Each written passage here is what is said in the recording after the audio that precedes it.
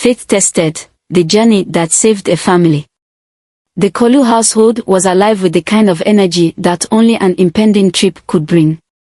It was a warm Saturday morning, and every corner of the house buzzed with activity.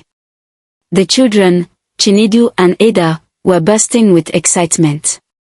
They zipped up and down the hallway, each shouting over the other about the fun they were going to have in Okwe village. "I can't wait to see Uche and Obi," Chinedu exclaimed, his voice loud enough to compete with the sound of pots clanging in the kitchen. "We'll play hide and seek, and I'll climb the guava tree to pick the biggest fruit before they do." Ada, not one to let her older brother take the spotlight, chimed in, "I'll play too. And this time, I beat everyone in the running race." "You beat me. You'll trip over your own feet," Chinedu teased, earning a sharp glare from his younger sister. From the kitchen, Christiana listened to her children with a small smile tugging at her lips. She stirred a pot of steaming jollof rice, ensuring there would be enough food to keep everyone satisfied during the long journey. Her husband, Mr. Kolu, had requested it specifically.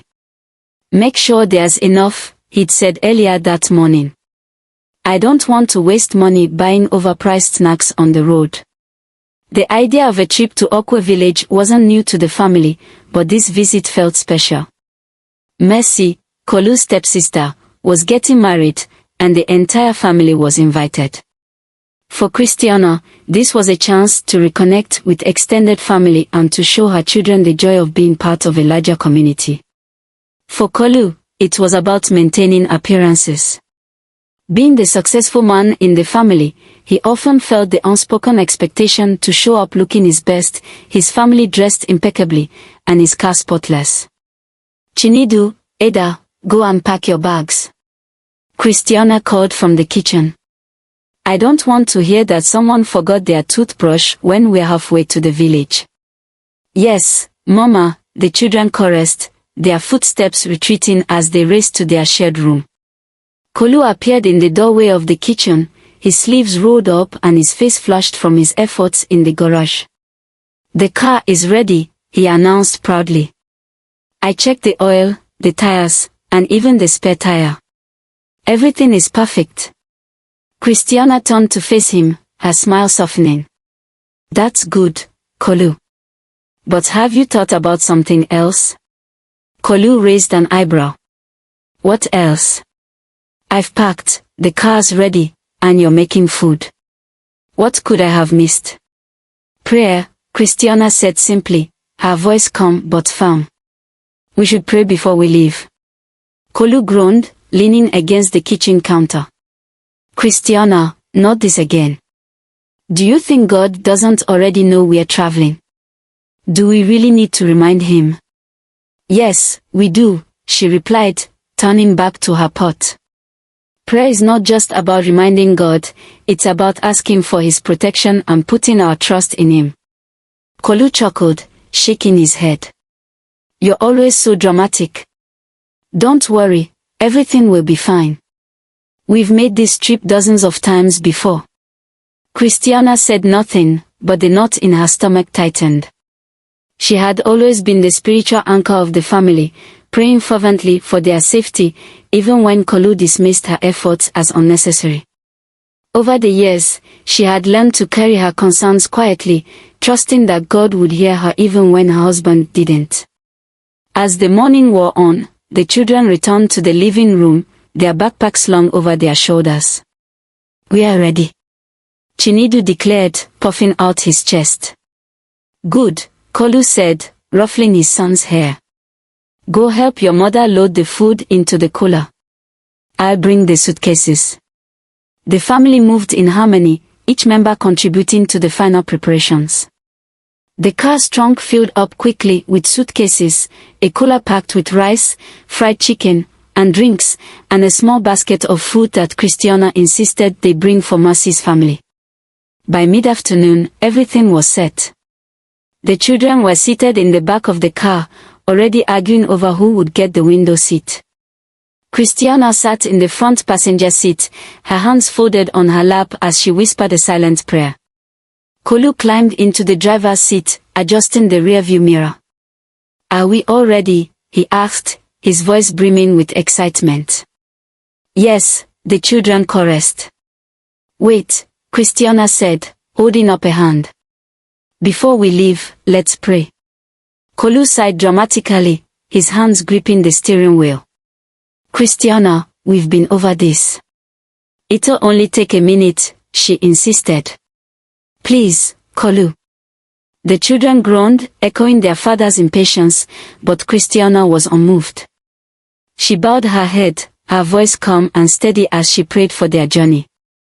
Kolu muttered an amen at the end, starting the car with a sigh of relief. As the car pulled out of the driveway and merged onto the highway, the atmosphere inside was one of joy and anticipation. The children pressed their faces to the windows, pointing out landmarks and laughing at passing vehicles. Christiana remained quiet, her mind a mix of excitement and unease. The trip to Okwe village was usually a straightforward one, but something about this journey felt different. It wasn't just Kolu's dismissive attitude or the children's reluctance to pray. There was a weight in the air, a sense of foreboding that Christiana couldn't shake. Everything will be fine, she told herself, forcing a smile as she glanced at Kolu. He caught her gaze and winked, his confidence unwavering. For now, the road stretched ahead, smooth and clear, with the promise of Okwe village and Mercy's wedding waiting at the other end. The rhythmic hum of the car engine filled the cabin as the Kolu family cruised down the highway. The children, Chinedu and Ada, were busy entertaining themselves, playing a game of spot the truck, their voices occasionally breaking into squeals of laughter. Kolu had the radio tuned to a lively high life station, his fingers tapping the steering wheel in time with the beat. Christiana sat quietly in the passenger seat, her hands folded neatly on her lap. From time to time, she glanced at her husband, who seemed fully absorbed in the drive. To an outsider, everything appeared picture-perfect, a happy family on an exciting journey. But Christiana's heart was uneasy, her thoughts clouded with worry. "Kolu," she began hesitantly, her voice cutting through the children's chatter and the music. "Have you thought about what that old woman said?" Kolu frowned slightly but kept his eyes on the road. "What old woman?" he asked, feigning ignorance, though he knew exactly who she was referring to. "The woman you told me about," Christiana pressed gently. "The one you picked up a few days ago. She warned you to pray and fast before traveling." Kolu chuckled, shaking his head. "Christiana, must you bring that up now? I told you already, she's just one of those superstitious villagers. You know how they are. But what if she wasn't just being superstitious?" Christiana persisted, her voice tinged with worry. "What if it was a warning from God?" Kolu sighed, his patience wearing thin. "Christiana, you're worrying over nothing. I've made this journey to Okwa so many times, and nothing has ever happened. This time won't be any different." Christiana turned her gaze back to the road, biting her lip. Her husband's stubbornness was something she had grown accustomed to over the years, but this time, it felt different. The old woman's warning echoed in her mind, and she couldn't shake the feeling that something was off. "Even if you don't believe her," Christiana said after a pause, "praying never hurts. Why not just take a moment to ask for God's protection?" "It's not for me, Kolu, it's for our family." Kolu glanced at her briefly before returning his focus to the road. "Christiana, I appreciate your concern, but I'm driving. Besides, you already prayed, didn't you? That's enough for all of us." "It's not the same," she whispered, more to herself than to him. The children, sensing the shift in their mother's tone, looked up from their game. "Mama, are you okay?" Ada asked, her small voice filled with concern. Christiana turned to her daughter and smiled reassuringly. "I'm fine, Ada. Just thinking." Chinedu, always quick to seize an opportunity for mischief, leaned forward from the back seat. "Mama, you're not going to make us pray again, are you? We already prayed this morning. Ede nodded in agreement. Yeah, Mama, it's boring. Christiana turned to face them, her smile soft but firm. Prayer isn't boring, my darlings. It's how we talk to God and ask Him to keep us safe. But Papa doesn't pray, Chinedu pointed out, crossing his arms. Kolu chuckled at his son's observation. That's because Papa knows God is always watching over us. Isn't that right, Christiana? Christiana said nothing, her smile fading as she turned her gaze back to the road. The hum of the engine filled the silence that followed, punctuated only by the occasional exclamation from the children as they spotted something interesting outside the window. The highway stretched ahead of them, lined with lush greenery and dotted with small villages. It was a familiar route, one they had taken many times before. But today, Christiana couldn't shake the nagging feeling that something was different. Her unease grew with every passing mile. As they approached a bend in the road, Kolu slowed the car slightly, his hand steady on the wheel. See, he said, breaking the silence. The road is clear, the car is running smoothly, and we're making good time. Nothing to worry about, Christiana. She managed a small smile, but the knot in her stomach tightened. I hope you're right, she said softly. The children resumed their game, their laughter filling the cabin once more. Kolu turned up the radio slightly, humming along to a familiar tune. For a moment, the tension in the car seemed to lift, and Christiana allowed herself to relax. But deep down, a part of her couldn't let go of the old woman's warning. She had always believed that God worked in mysterious ways, using people and circumstances to deliver His messages. What if the woman had been sent to warn them? What if Kolu's dismissal of her words had put their family in danger? Her thoughts were interrupted by the sight of a roadside vendor selling roasted corn and boiled groundnuts. Let's stop for a snack, Christiana suggested, hoping to lighten the mood.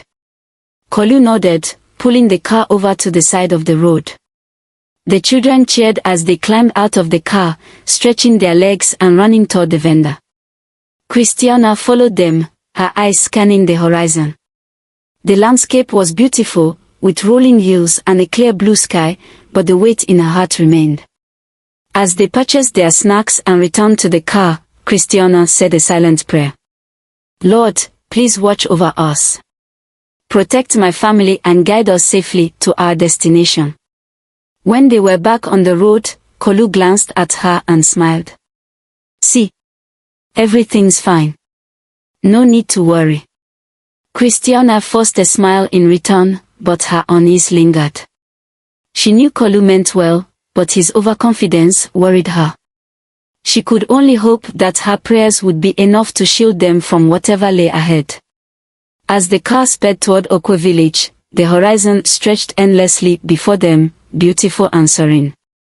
Yet, to Christiana, it seemed to carry an unspoken warning, a reminder that the journey was far from over and the road ahead might hold more than they bargained for. The day Kolu met the old woman had been an ordinary one, or so he thought. He was on his way home from work, the sun dipping low in the horizon, casting golden hues over the bustling streets. Tired from the day's hustle, he turned onto a quieter road, eager to escape the noise of the city. As he approached the bend, he saw her, a frail old woman standing by the roadside, waving for help. Her wrapper was tied tightly around her waist, and she carried a small basket. Something about her caught Kolu's attention, though he couldn't quite place what it was. Slowing the car, he rolled down the window. Mama, where are you headed? He asked, leaning out slightly. My son, she said, her voice weary but steady, I'm going to the next street. Can you give me a lift? Kolu hesitated for a moment but then nodded. Hop in. The old woman climbed into the passenger seat, settling in with a quiet dignity. They drove in silence for a while, the only sound coming from the hum of the engine and the faint chirping of crickets outside. Kolu stole a glance at her, noting her weathered face and piercing eyes. There was something almost otherworldly about her presence. My son, she began softly, breaking the silence, I hope you won't be angry with what I'm about to say. Kolu raised an eyebrow, curiosity piqued. What is it, Mama? The old woman took a deep breath, her hands gripping the edge of her basket. You must not travel to Okwa for your stepsister's wedding without praying and fasting. There is danger ahead. Her words hung in the air like a cloud. Kolu blinked, then let out a hearty laugh. Mama, is that all? Don't worry, we'll be fine. We've traveled this road many times before, and nothing has ever happened. The old woman's expression didn't change. Her eyes, dark and unyielding, bore into his. I have said what I came to say. The rest is up to you. When they reached her destination, she climbed out of the car, turning back to face him one last time. Pray, my son, she said firmly. Pray and fast before you go. Kolu waved her off, chuckling to himself as he drove away. Superstitions, he muttered. These village people always have something dramatic to say. But as the city lights faded behind him, her words lingered in his mind. For a moment, he considered telling Christiana about the encounter but dismissed the thought just as quickly. What good would it do to worry her? Little did he know that her warning was more than just superstition. It was a prophecy. The weekend before the trip, the house was a flurry of activity. Christiana moved like a wind, ensuring every detail was attended to, clothes neatly packed, snacks prepared, and the children's belongings double-checked.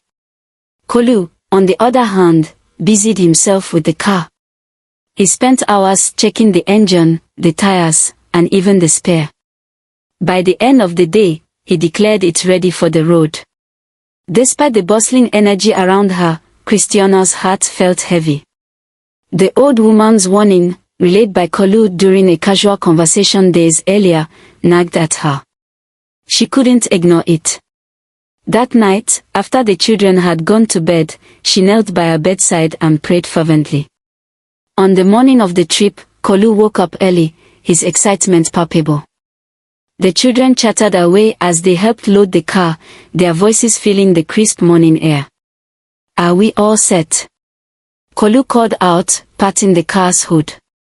Christiana nodded, though her unease remained. Let's pray before we leave. Kolu rolled his eyes but humored her, bowing his head for the brief prayer. Once it was over, he climbed into the driver's seat and turned the ignition. Frowning, he tried again, but the engine only sputtered weakly. What's wrong with this thing? He muttered, stepping out to check under the hood. Despite his efforts, the car refused to start. Frustrated, Kolu called a mechanic, who arrived quickly but delivered grim news. The engine is knocked, sir. This car isn't going anywhere today. Christiana's face was calm, though her heart raced. Maybe God doesn't want us to go, she said softly. Kolu bristled. Christiana, not everything is about God. We'll just take a bus. Reluctantly, the family made their way to the bus station. Kolu purchased tickets, and they boarded a crowded vehicle headed to Okwa. Christiana prayed silently as the bus began its journey. The children quickly resumed their cheerful chatter, oblivious to the tension simmering beneath their mother's calm exterior. Meanwhile, in Okwa village, Mama Amoka sat in her hut, seething with envy. Every time Kolu visited, he overshadowed her children with his success. This time, she vowed, would be different. That evening, she made her way to the witch's shrine deep in the forest, seeking their help to stop Kolu and his family from reaching the village. Mama Amoka arrived at the witch's shrine deep in the forest. The air was heavy, the trees looming like silent witnesses to the unholy act about to unfold. Inside the shrine, a circle of women clad in black chanted incantations around a pot bubbling with thick, black liquid. Mama Amoka stepped forward, clutching a piece of Kolu's shirt she had kept from his last visit. This is what I brought, she said, handing it over. The leader of the witches, a gaunt woman with piercing eyes, took the cloth and tossed it into the pot. As it sank, the liquid hissed and boiled furiously. "What do you seek?" the witch asked, her voice echoing unnaturally. "I want Kolu and his family to never reach Okwa. His success has overshadowed my children for too long," Mama Amoka replied, bitterness dripping from her words. The witches laughed, a sound like breaking glass. "Consider it done," the leader said. She raised her hands, and the air seemed to shift. The pot's contents roared violently as they began chanting. "On the road to Okwa, disaster awaits," the leader declared, her voice cutting through the night. Mama Amoka left the shrine feeling triumphant. She believed the curse would finally bring her the satisfaction she had long craved. The Kolu family boarded the bus, their excitement momentarily rekindled. The children sat by the window, waving at passers-by as the bus pulled out of the station. Kolu felt relieved that they were finally on their way, while Christiana clutched her handbag, her lips moving in silent prayer. Christiana stood briefly, addressing the passengers. "Let us pray for our journey," she said. Some passengers nodded, closing their eyes, while others muttered complaints. Kolu flushed with embarrassment, pulling her down. "Christiana, sit down. You're making a scene," he hissed. Christiana ignored him, finishing her prayer quietly. As the bus rumbled on, the children's chatter filled the air, but Christiana's unease deepened. Hours into the journey, the atmosphere in the bus had settled. The road stretched ahead, bordered by thick forest and the occasional village. Suddenly, the driver shouted, "The brakes are failing." Panic erupted as the bus swerved uncontrollably, veering dangerously close to the edge of the road. Passengers screamed, holding onto their seats. Christiana clutched her children tightly, her voice rising in desperate prayer. The driver struggled to regain control, but the bus sped downhill, heading straight toward an oncoming tanker. The impact was deafening. The bus collided with the tanker, sending metal and glass flying in all directions. Passengers were thrown from their seats as the vehicle skidded to a halt. Smoke filled the air, mingling with the cries of the injured. Christiana opened her eyes, her heart pounding. She and the children were unharmed, as if shielded by an invisible force. Kolu lay unconscious, blood pooling around his legs. Christiana screamed for help, her voice cutting through the chaos. Rescuers arrived at the scene, pulling survivors from the wreckage. Christiana and her children were led to safety, while Kolu was carefully placed on a stretcher. His legs were mangled, and he remained unconscious. At the hospital, doctors worked tirelessly to stabilize him. Christiana stayed by his side, praying fervently. "Lord, thank you for sparing us. Please don't take him from me," she whispered through tears. Word of the accident spread quickly. In Okwa, villagers gathered in small groups, murmuring about Kolu's fate. Mama Amoka heard the news and feigned shock, wailing loudly. "Oh, my son. My stepchildren. What have we done to deserve this?" she cried, clutching her wrapper dramatically. But deep inside, a wicked joy flickered. She believed her plan had worked, and Kolu would no longer overshadow her children.